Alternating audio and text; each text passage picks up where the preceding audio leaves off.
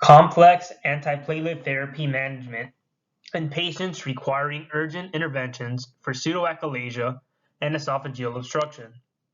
Hi, my name is Dr. Charles Vallejo, and alongside my colleagues, Dr. Bavuti and Dr. Hernandez, we would like to present to you a case where an individual who had recent coronary artery stent placement on PO antiplatelet therapy had to discontinue the oral antiplatelet therapy and be switched to IV antiplatelet therapy in the setting of nondeferrable noncardiac surgery.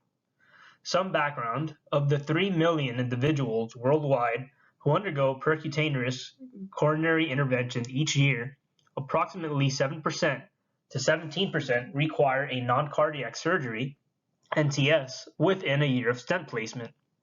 Many patients undergo a gastrointestinal surgery and may require antiplatelet interruption, potentially increasing the risk of stent thrombosis, perioperative myocardial infarction, or both. Interventions on the esophagus pose an additional challenge as post-operative intolerance to oral intake requires transition to intravenous medication. Cangrelor poses as an alternative antiplatelet agent in the setting of nondeferrable surgery requiring oral antiplatelet discontinuation. This case illustrates the complexity of preventing stent thrombosis in a patient with a recent PCI requiring an urgent intervention to bypass his esophageal obstruction. As for our case, a 70-year-old male with a past medical history of chronic atrial fibrillation, coronary artery disease, and esophageal strictures presented with progressive dysphagia over the past 6 months, along with a 65-pound weight loss. 1 month prior to admission, he had 2 drug-eluting stents placed in his coronary arteries with oral antiplatelet therapy started with oral Plavix.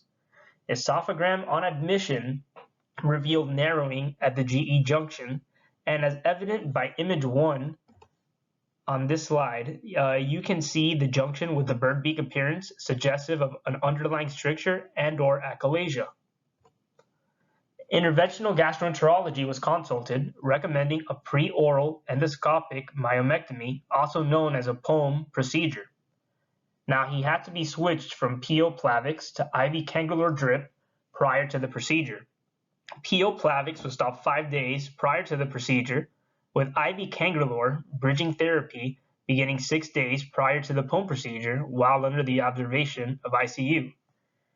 And if you take a look here to figure 1, you can see the typical course of Cangrelor bridging therapy in patients with a recent PCI requiring non-deferrable surgery. So IV Cangrelor drip was held 1 hour prior to the POEM procedure.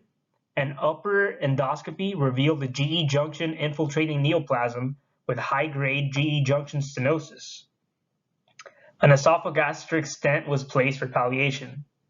IV Cangrelor drip was restarted 2 hours post-procedure. However, due to severe nausea with the patient unable to tolerate oral medication post-procedure, he had to remain in the ICU on IV Cangrelor drip for 3 days post-op. He was able to finally resume his PO Plavix on day 3 post-op. The patient remained stable and was later transferred to the floor for further recovery. Now, in our discussion, the risk of stent thrombosis is inversely proportional to the timing of non-cardiac surgery after PCI. Fortunately, IV Cangrelor has a rapid onset, a short plasma half-life, and more reliable antiplatelet action for acute interventions, such as in our patient whose oral intake was limited to 20 ounces of fluid daily. In non-cardiac surgeries requiring patients not take anything by mouth, it can be challenging continuing anticoagulation in the setting of recent coronary artery stent placement.